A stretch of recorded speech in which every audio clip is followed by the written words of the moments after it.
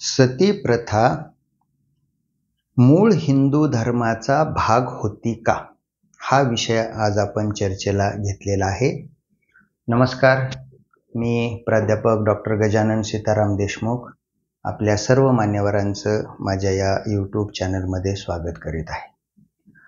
आजचा जो विषय आहे तो थोडासा नवीन आहे, कालबाह्य आहे आणि कायद्यानं बंदही केलेला आहे.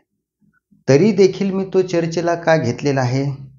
कारण या प्रथा परंपरांमुळे असल्या काही या रूढींमुळेच धर्म बदनाम होत असतो मित्रांनो. आता मी जो तुमच्या पुढे मुद्दा ठेवलेला आहे, सती प्रथा कायद्यानं बंद आहे. माझा प्रश्न असा आहे की ती मूळ हिंदू धर्माचा भाग होती का? तिचे कारण वगैरे ते काही या व्हिडिओमध्ये मी चर्चेला घेणार नाहीये. राजा राम मोहन रॉय यांनी ब्रिटिशांच्या मदतीनं अधिकृत कायदा करून ही प्रथा बंद केली. त्यांनी मानवतेचं हे फार महान कार्य केलेलं आहे मित्रांनो. आता आपण स्वातंत्र्याच्या या युगामध्ये आहोत. आपल्याला या सती प्रथेची दाहकता माहीत नाही.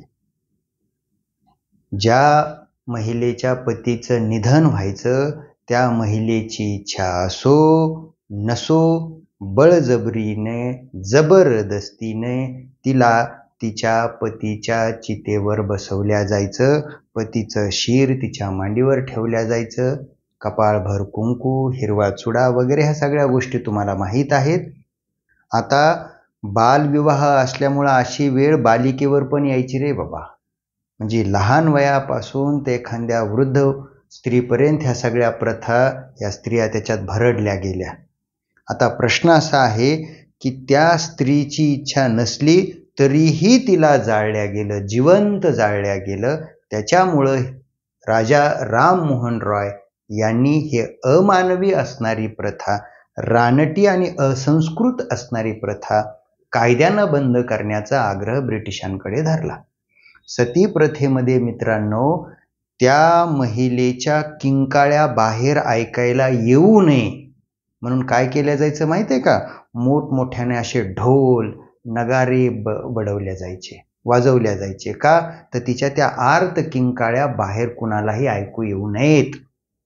एखाद्या महिलेनं, बालिकेनं चितेमधून उडी मारून बाहेर पळून जाऊ नये किंवा चिता सोडून बाहेर येऊ नये म्हणून काय केलं जायचं माहिती आहे का? जेव्हा ती चिता पेटली तर सर्व बाजूने अशी पुरुष मंडळी लांब लाकडे घेऊन, बांबू घेऊन अशी उभे राहायची. जर त्या बालिकेनं, जर त्या महिलेनं चितेतून बाहेर पडण्याचा प्रयत्न जर केला तर तिला अशा लांब लाकडांच्या मदतीने, बांबूंच्या मदतीने चितेवर परत ढकलल्या जायचं आणि जिवंत जाळल्या जायचं. एकदा तो देह बेशुद्ध झाला की मग तो आगीच्या भक्ष्यस्थानी पडायचाच मित्रांनो. अशी ही अमानवी, असंस्कृत प्रथा दुर्दैवानं भारतामध्ये काही काळ प्रचलित झाली आणि तिच्यामुळे राजा राम मोहन रॉय यांनी ती ब्रिटिशांच्या मदतीनं बंद केली. हा झाला संक्षिप्त इतिहास. माझा प्रश्न असा आहे की ही प्रथा मूळ हिंदू धर्माचा भाग होती का?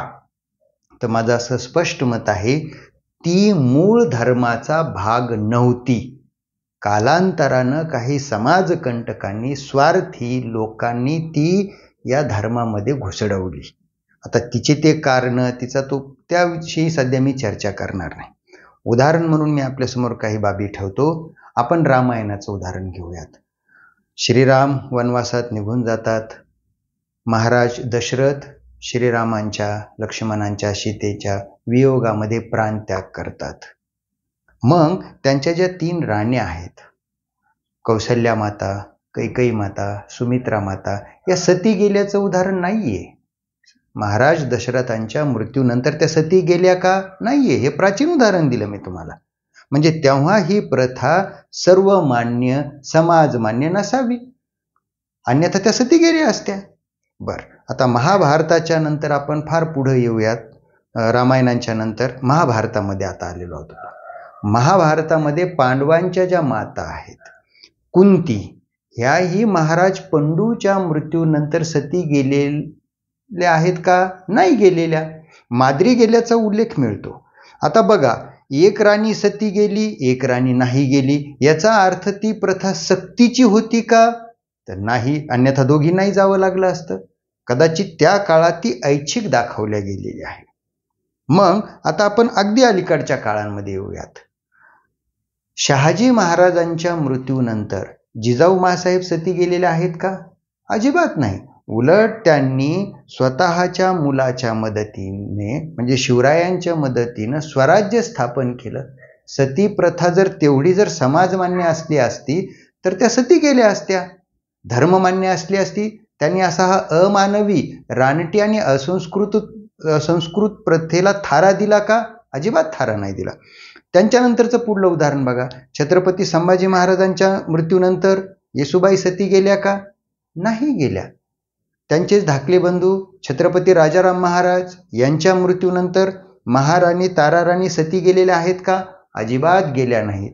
उलट त्यांनी औरंगजेबाला पळता भुई थोडी केली आणि हे स्वराज्य टिकवलं. म्हणजे लोककल्याणकारी राज्य त्यांनी उभं केलं. असंच उदाहरण तुम्हाला महाराज खंडेरावांच्या मृत्यूनंतरही दिसेल. अहिल्याबाई सती गेलेल्या आहेत का? नाही. उलट त्यांनी मल्हाररावांच्या मदतीनं राज्यकारभार आदर्श पद्धतीनं कसा चालवावा याचं उदाहरण घालून दिलं. बरं, आता तो मुद्दा जरी बाजूला ठेवला, जर हा सती प्रथेचा मुद्दा जर घेतला, जर ती धर्ममान्य असली असती, समाजमान्य असली असती, तर या महिलांना समाजानं बहिष्कृत केलं असतं, त्यांना बाजूला सरकवलं असतं. का? कारण त्या धर्मानुसार वागल्या नाहीत. जर धर्म म्हणतो की सती प्रथा पालन केलीच पाहिजे होती, तर यांनी सती प्रथेचं पालन केलेलं आहे का? नाही केलेलं. महात्मा ज्योतिबा फुले यांच्या मृत्यूनंतर क्रांतिज्योती सावित्रीबाई फुले सती गेलेल्या आहेत का? नाही गेल्या. म्हणजे अहिल्याबाई असू द्या, जिजाऊ असू द्या, येसूबाई असू द्या, ताराराणी असू द्या, क्रांतिज्योती सावित्रीबाई असू द्या, या महिलांनी ही प्रथा पालन केलेली नाही आणि समाजानंही त्यांच्यावर कसलाही आक्षेप घेतला नाही. याचा अर्थ काय होतो? सती प्रथा, जिला मी अमानवी, असंस्कृत, रानटी अशी विशेषणं वापरलेली आहेत, जिवंत महिला जाळली. ती मर्यादित प्रांतांमध्ये असावी, भारतभर तिचा प्रचार प्रसार नसावा आणि सर्व समाजामध्ये तर ती अजिबातच नसावी. सर्व समाजांमध्ये ती असली असती तर या महिला का गेल्या नाही सती?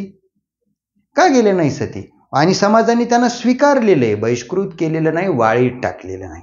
म्हणून अशा काही ज्या प्रथा, रूढी, परंपरा समाजाच्या नावावर तुम्ही पुढे आणताना त्याचा वाईट परिणाम असा होतो की नितळ निर्मळ असलेला धर्म बदनाम व्हायला लागतो. मी माझ्या एका व्हिडिओमध्ये सांगितलेले, संत तुकाराम महाराजही हेच म्हणतात की धर्म जेव्हा उगम पावतो तेव्हा ते नदीच्या पाण्याचा सारखा असतो. कसा? पवित्र, नितळ, निर्मळ. पण जसा जसा त्याचा प्रवास पुढे चालत राहतो, कालांतराने त्या नदीमध्ये काही हानिकारक अशुद्ध घटक मिसळतात.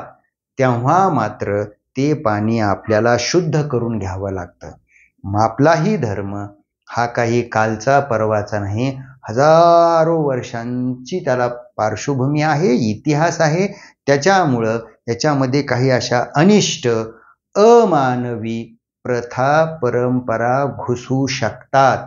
त्या आपल्याला सतसत विवेक बुद्धीनं दूर करायच्या असतात. म्हणून माझा आजच्या या व्हिडिओचा विशेष तो होता की सती प्रथा हा मूळ हिंदू धर्माचा भाग होती का? तर मी या उदाहरणाच्या आधारे आपल्याला स्पष्टपणे सांगू इच्छितो की सती प्रथा ही आपल्या हिंदू धर्माचा मूळ भाग अजिबात नव्हती, सर्वमान्य नव्हती, सर्व प्रांतांमध्ये नव्हती. मंडळी, जर आपल्याला माझा हा व्हिडिओ आवडला असेल, ही माहिती आवडली असेल, तर मी आपल्याला नम्र प्रार्थना करतो की ती जास्तीत जास्त लोकांपर्यंत शेअर करा. जे माझ्या बंधू भगिनी या चॅनलवर सध्या नवीन असतील, ज्यांनी सबस्क्राईब नाही केलं, त्यांनी चॅनल सबस्क्राईब करा आणि तुमच्याकडे काही अधिकची माहिती असेल सती प्रथेविषयी तर तीही तुम्ही कॉमेंट बॉक्समध्ये मला पाठवा. चालेल मंडळी, थांबतो. धन्यवाद.